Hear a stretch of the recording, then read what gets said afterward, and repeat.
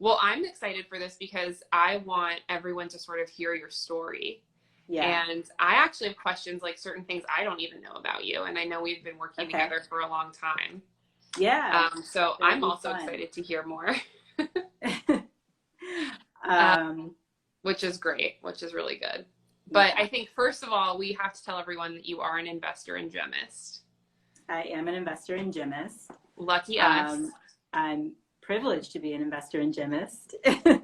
It's very sweet. We're Which so is lucky to awesome. have you. Thank you. Thank you. Well, I wanted to kind of do this a little bit kind of like in chronological order and Mm-hmm. sort of hear the history of your life and how you kind of came from the founder role into the VC role. But before I ask you about that stuff, I also just kind of wanted to ground everyone in who you are.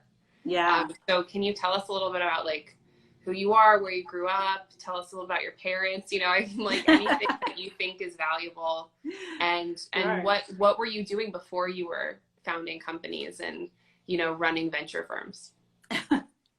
Well, I grew up in Florida, in rural Florida, and definitely not an area where you would think of as like a person who's like ends up in venture capital comes from. Like, right? Yeah.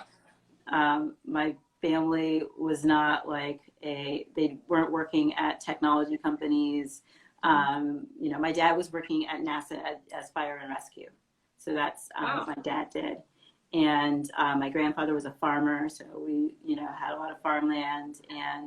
But I got into computers really early. Like my dad really bought me a computer when I was like 8 or so, and so that really kind of got me Okay. into um, like tinkering on the internet, basically.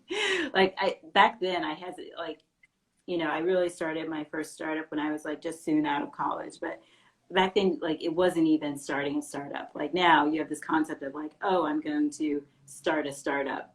But back then it Yeah. was more like I'm going to build stuff on the internet and see what happens and see if people use it.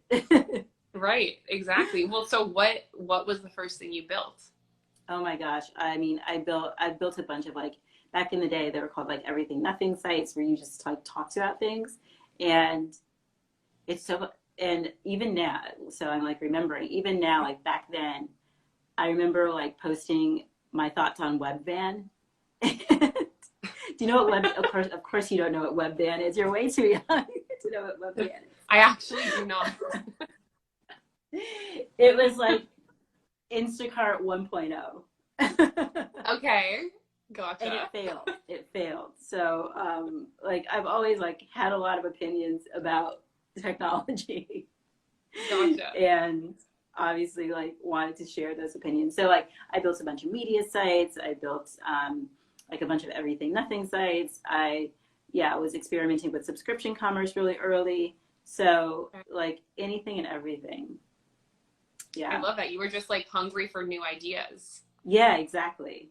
Exactly. Wow. Were you coding everything yourself, doing it on your own?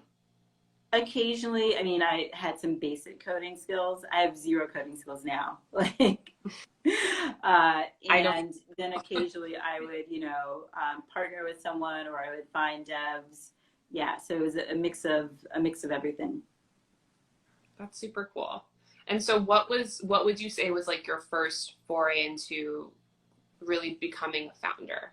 I was saying that I built a bunch of media sites and then I was like a very early blogger, and so I had a bunch of blogs and monetized them, and then sold those blogs as sort of a package, and sold a couple of others off one by one. And that was like my first sort of experience of being like a business owner, and selling something that I built, and that I got traffic for, and that I was like doing all this growth hacking around. And Yeah. then I moved to San Francisco in 2008, Okay. and I moved here to take a job with the company, but then I left that company and started a mobile shopping app. And so that was another like foray into startups and startup culture. Yeah. So I've always had a love of Yeah. like How long did e-commerce you and do shopping the shop and, for? you know, all of the things. like 2.5 years, 2.5, 3 years. Yeah.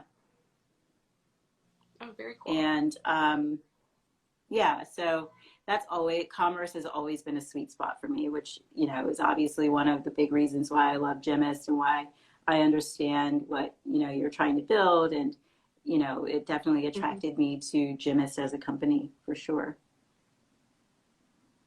Yeah, definitely. So when did you start even understanding or thinking about the world of venture capital? Yeah, I mean, growing up, I had no idea what venture capital really even was, right? I mean, Me either. I totally resonate with that. like no real person should understand what venture capital is or does. Like, like why do you have that piece of knowledge? Yeah, it's a deep hole. There's a lot to learn. Yeah, there's a lot to learn. Like cap table, preparation stack. What do you mean?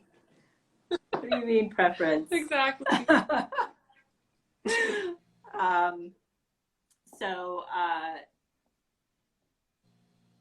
yeah, I mean, I think, you know, once I moved to San Francisco, I started to understand that there was like this world of investing and this world of venture capital and sort of like putting together the pieces of like what it was and, you know, putting together pieces also of like the challenges of venture capital for like companies led by women, companies led by people of color, like, especially back then, like, you know, there was not nearly enough venture capital for people of color and for women. And I think it's gotten better, but there's still a long way to go.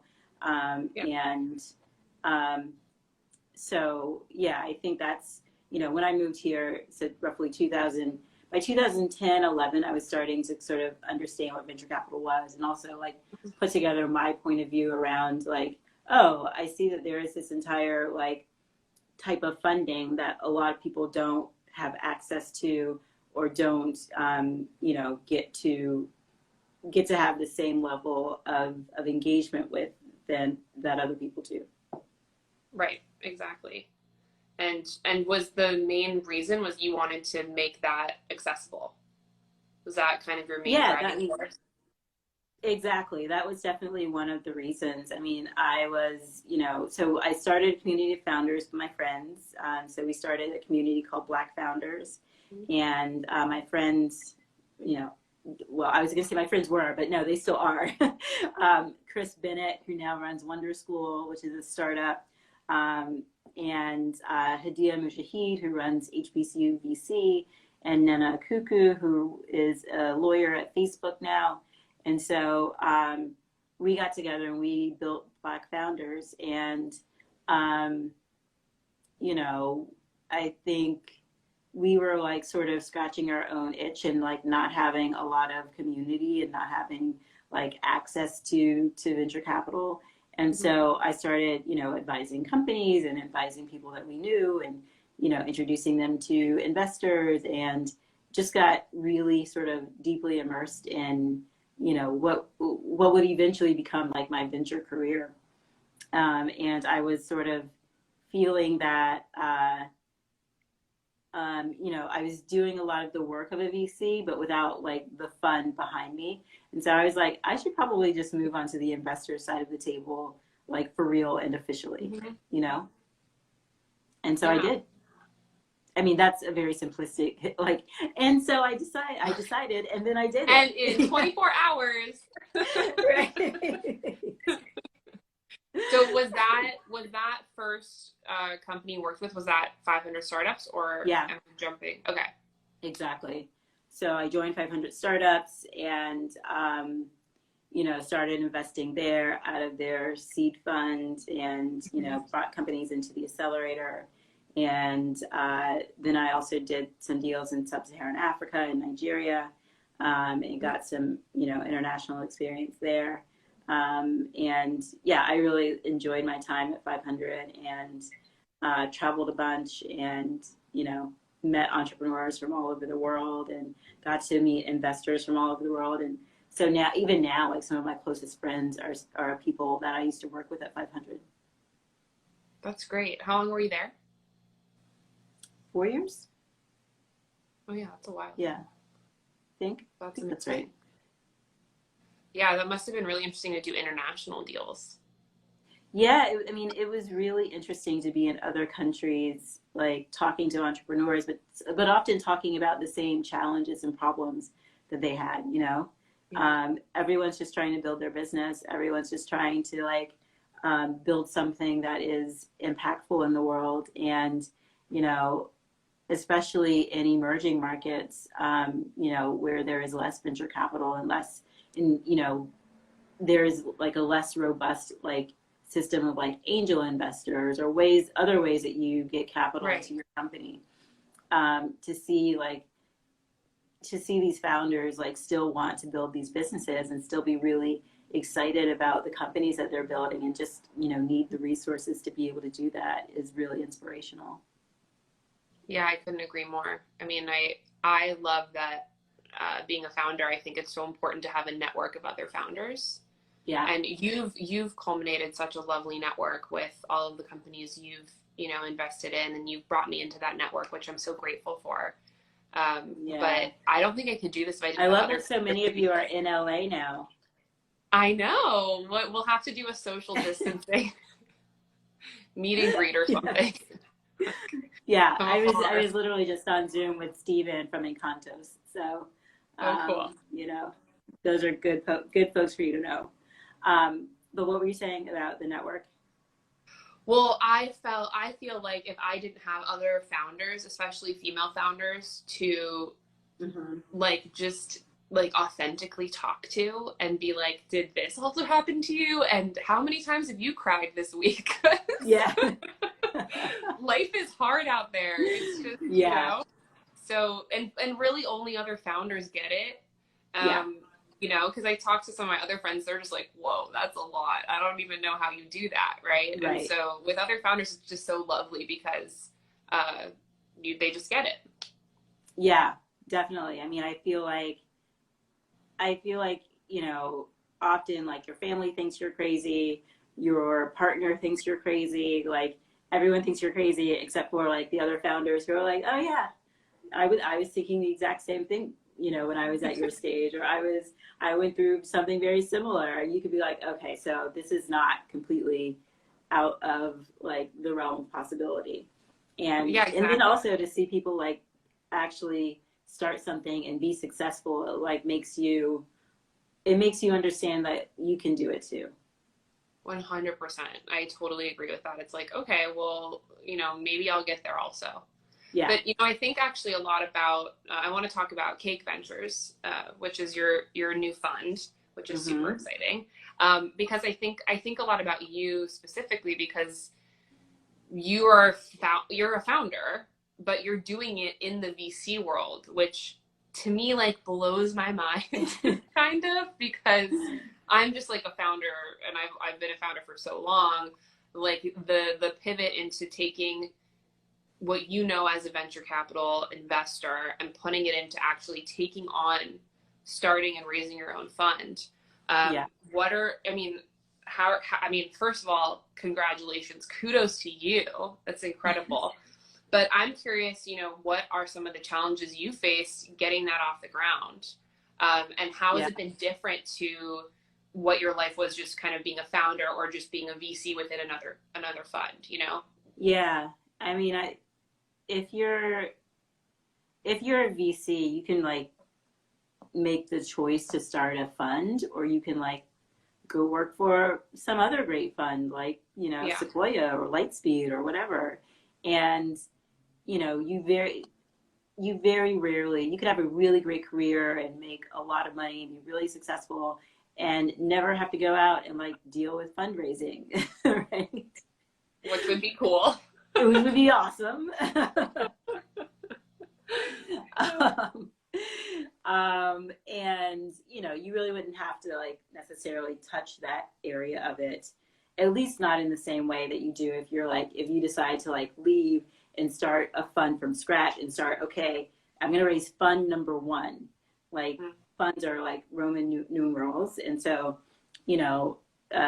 really well-established fund could be on fund 8, 10, you know, and that's a very different conversation to raise fund number 10 versus I'm raising fund number 1, and I would like for you to believe in like my track record and my ability to find great entrepreneurs and invest in great companies. And so I think, you know, you only do it if like you really want to run a fund and you are slightly crazy and, and you're probably a founder before. So, you know, you don't like have any sense of like how painful things are. Yeah, exactly. You don't have any sense of like what is a normal lifestyle. Right, totally. We talk about this all the time. Because it's funny. It's like you're raising funding, I'm raising funding. They're different types of funding, but we can totally sympathize and empathize with each other. Yeah, exactly. Over the craziness of what that is, because it's insane, right? Yeah, right. That's so true. Oh my God. And so, and I think and you find yourself saying like these weird. Yeah. You find yourself saying like these weird things, like I said, you find yourself saying like these weird things that you never thought you'd say, like $10 million is not that much money. Like what? Exactly. I've only raised 10 million. What's going on? Like, why are they so stressed out about $10 million? It's not like it's a lot of money. It's like your perspective gets so skewed. Yeah. Because it's such a bizarre world. Exactly. Right. Like, yes, you from rural Florida think $10 million is now not a lot of money. Exactly. Yeah. How it's changed, right? Oh my God. Well, it's interesting also to hear you say how like you have like fund 1 through fund 10 and beyond, and how, you know, fund 1 is your first time out the gate. You know, you're really selling yourself, you're selling a story, right? And you need people to really believe in you. I can relate to that so much, like raising your first round of funding, you know, and I think from a founder perspective, even like being a first time founder doing that, right? How hard that is. You know, and how like painstaking and alone you can feel throughout that process. How have you, like, what are some like coping mechanisms or even just like self-care that you've been able to practice like through raising your first fund? Yeah, I think it's really important to like, one, to like get out of like, self-care is hugely important, and like however you know get it, like I get it by like traveling and going away places, which has been really hard during shelter in place, right? And so like last weekend I rented a car and I drove up to Sonoma, and like even just like getting out there and just like driving and, you know, looking at things other than the four walls of my home was, you know, it was really, really needed. And, you know, just getting enough sleep, making sure I'm checking in with friends and people who, you know, who have known me for a really long time and know like how capable I am, and, you know, to have that perspective, because you have the other perspective 5 days a week of people like telling you no, right? And so like you have to like figure out how to not internalize the no's, and how to like, I was saying this on Twitter just last night, I was like, you have to let the no's like wash over you, and it doesn't even matter anymore. You just get like so zen, you're like, oh, another no, whatever, I'm fine. This is fine. Okay. Yeah, no big deal. I'm still getting good. I'm still learning that one. Yeah, it's a hard one. This is, you know, something you're putting your reputation, your career, is to like your life's work, and so it's hard to like hear a no from someone, and you know, you have to make sure like you don't think that it's personal or that it's about you, but you have to, you know, understand that it's just part of fundraising, and it's part of like building a company and building, you know, a firm, a venture fund. So exactly. I always say, I'm always like, listen, I'm probably going to get 100 no's but I only Mm-hmm. need a couple yeses.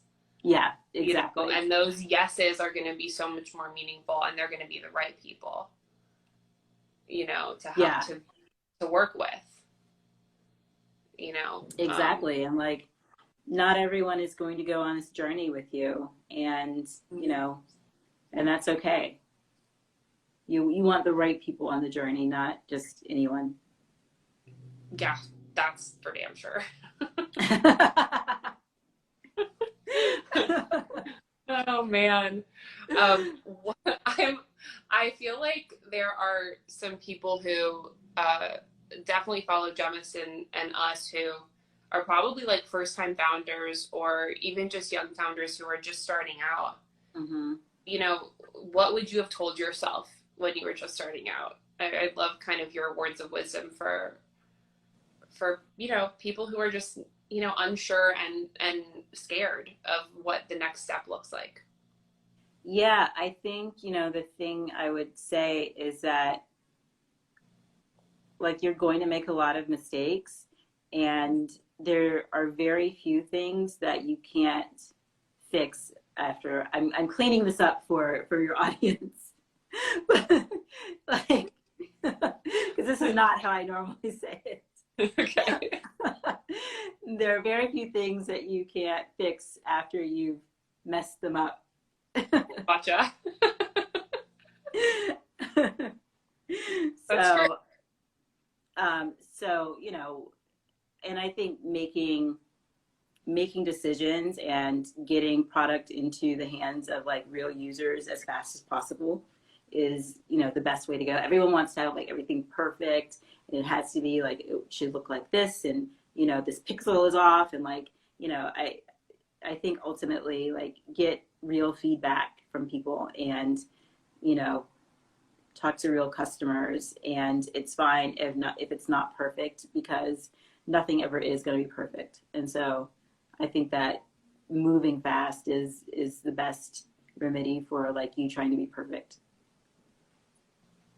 I always think that, you know, if I held and made anything perfect, I never would have launched 3 companies. You know, it just never would have happened. And I also feel like that's something that I think takes a lack of ego, actually. It takes kind of self-awareness to say, I'm not perfect. I'm not going to make this perfect. I think my consumer can make it perfect, or the people using this could make it perfect, right? And I want to learn from them. And so I think it actually is really courageous to put things out there that don't feel perfect. But I think it's the way to get it done.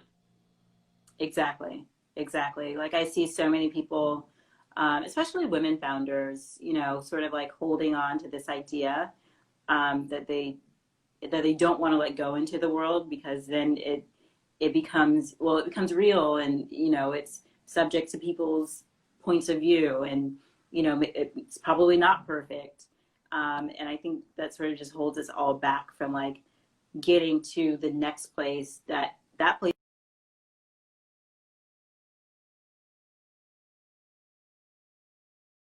I always say to my team, our kind of like mantra has always been, for all my companies, has always been fail fast, fix fast, learn fast. And I'm sure I've told you before. But it's like, you're just, basically when you're creating something, you're just failing a lot. You're making mistakes, you're messing up, right? And you're just, as long as you can do it quickly, right? And you can learn and try your best not to make the same mistake twice, you're good. Then that basically equals success. You know, you come out the other end. And you won't make the same mistakes twice, but you'll make new mistakes, and that's okay too. So many new mistakes, so many. So many. Oh my God. There's no rule book, right? It's you can't follow directions here. Yeah. Like no one has a playbook, like a playbook for like building a company or like building a venture fund. Like everyone has their own playbook, and everyone's been able to do it in many different ways. But like if you go to like any VC who has like raised a fund and like started a firm, and you're like, well, how did you raise your first fund? They'll give you like 5 different answers. right? Right. And you Exactly. like one person will tell you, oh, I had this like one LP and they came in and then I was able to raise the rest. And the other one will be like, I took a bunch of like small checks from small LPs and like, and then it was sort of the snowball effect. And then there's going to be like a third way. And you just have to figure out which way is going to work for you. And that goes for, you know, starting a company also. I mean, people are going to tell you the way that they did it, but there's going to be a way that you do it that is incredibly unique to you. And, you know, you have to find what that is. Yeah, exactly. And you learn, you don't find it right away. It takes time. Yeah, exactly. It takes a lot of time. And you have, I don't know, like I have like good weeks and bad weeks. And Totally. like sometimes I feel like really optimistic and sometimes I feel like, why am I doing this? You know? It's more like Um, good hours and bad hours. yes, you're Like right. this hour It was can great. change And quickly. then, yeah, yeah, I had a Well, really great, especially when you're raising money. yeah, All it takes is one email and you're like, stop it. Like the amount of hours I've talked to these people. exactly, exactly. Like it can turn on a dime. I mean, and it can turn in a good way too. You could be like, oh my God, I did Totally. not expect to have that email in my inbox. And now look what happened, you know? Yep. You're right. It's super unexpected. Yeah, it's like the roller coaster of starting a company. It really is. Yeah. Oh my God. Whew. Oh, Jesus. Is there so is there one do you have a mantra or anything that you kind of like say to yourself when you are having kind of those down times or those moments to kind of pep yourself up? Um, do I have a mantra? I don't have really a mantra. I keep reminding myself that all you have to do is put one foot in front of the other. Like that's it. That's all you have to do.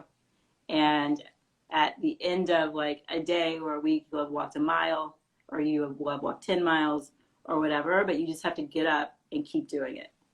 Mm-hmm. And, you know, that's how I sort of think about this really long journey and this really, you know, experience is that I'm just like waking up on a day-to-day basis and putting one foot in front of the other and trying to you know, move forward. And as long as you're moving forward, I think you're moving towards something.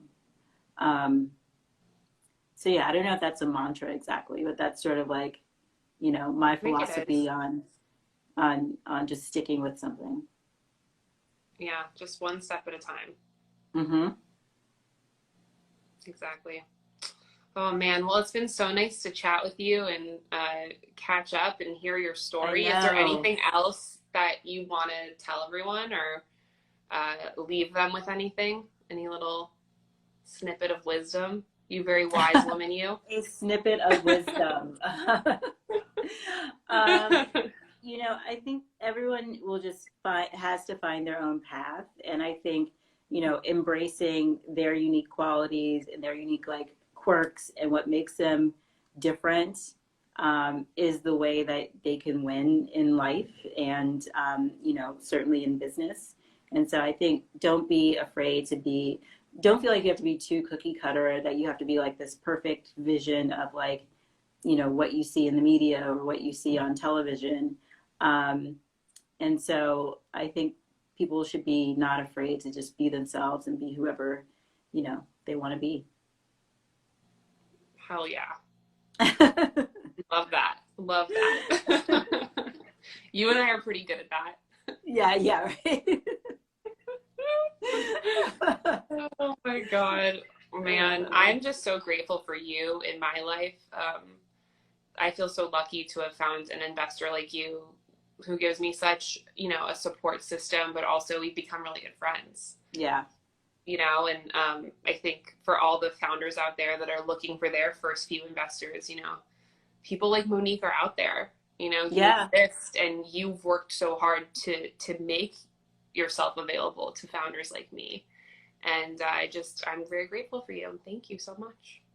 Thank you. I'm grateful to you too. And, you know, I can't wait to continue working together. It's always been so much fun. It is. So much fun. Well, we'll do a catch-up call soon to talk business. Yes. Okay.